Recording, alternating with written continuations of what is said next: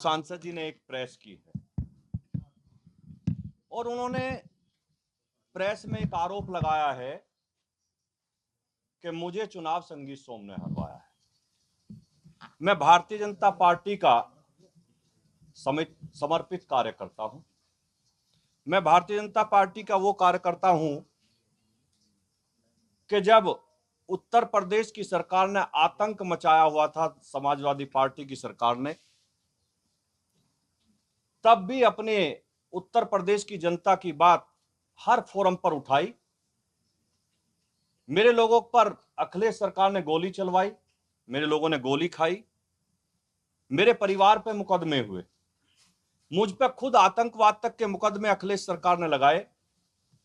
मुझे जेल में रखा गया, 700-800 किलोमीटर दूर मुझे जेल में ले जाया गया और उस जेल को खाली करा दिया गया जिससे मेरा मनोबल टूटे। मैं भारतीय जनता पार्टी का बिल्कुल समर्पित कार्यकर्ता हूं। चुनाव हराने और जिताने का विषय किसी के दिमाग में आता हो तो वो गलत है। चूंकि मैं भारतीय जनता पार्टी के लिए काम करता हूं, किसी कैंडिडेट के लिए काम नहीं करता, मैं कमल के फूल के लिए काम करता हूं। मेरी पार्टी ने मुझे जिम्मेदारी दी गई थी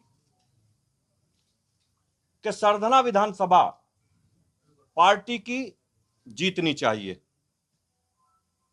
इतनी विपरीत परिस्थितियों के बाद जब सरधना में कोई विकास ना हुआ हो, सरधना की जनता पे मुकदमे कराए गए हों, सरधना के लोगों को जेल भेजा गया हो, लेकिन उस विपरीत परिस्थिति के बाद भी भारतीय जनता पार्टी सरधना पे बराबर रही, हार कर नहीं गई। हारने का कारण माननीय मंत्री जी को खुद देखना चाहिए कि वो बुढ़ाना जैसी विधानसभा में क्यों हारे, वो चरथावल जैसी विधानसभा में क्यों हारे। हमारी वो विधानसभा है वे जिसमें वो कहते हैं कि मैंने विकास के नए आयाम रचे हैं।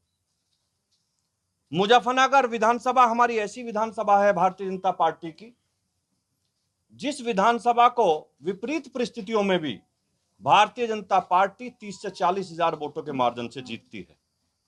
लेकिन इस बार उस विधानसभा को भी हम 800 वोटों से जीते।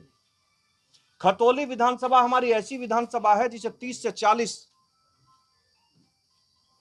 हजार मार्जिन से पार्टी जीतती है, हम उसे भी शायद 2000 वोटों से जीते। हम मुजफ्फरनगर की जो माननीय बालियान जी की हमारे भाई हैं, जो उनकी घर की विधानसभा है चरथावल और बुढ़ाना, वे उन्हीं दो विधानसभाओं पर हारे। तो उन्हें चिंतन मनन ये करना चाहिए कि आखिर मैं घर की विधानसभाओं पर क्यों हारा। पार्टी के अगर वो समर्पित कार्यकर्ता हैं तो हम कार्यकर्ताओं का एक फोरम होता है। अगर किसी ने कोई गलती करी है, किसी की कोई शिकायत हमें एक दूसरे से है, तो हम अपनी पार्टी फोरम पे बात रखेंगे। पार्टी का हमारा प्रदेश नेतृत्व है, हमारा राष्ट्रीय नेतृत्व है, हम अपनी बात वहां रखेंगे, ना कि मीडिया के सामने रखेंगे। मुझे तो मीडिया के सामने इस बात के लिए आना पड़ा क्योंकि मुझ पर नाम लेकर आरोप लगाया गया। मैं भारतीय जनता पार्टी के अपने नेतृत्व से यही कहूंगा कि इस सारे विषय की जांच होनी चाहिए। मैं भी 2022 में चुनाव हारा था।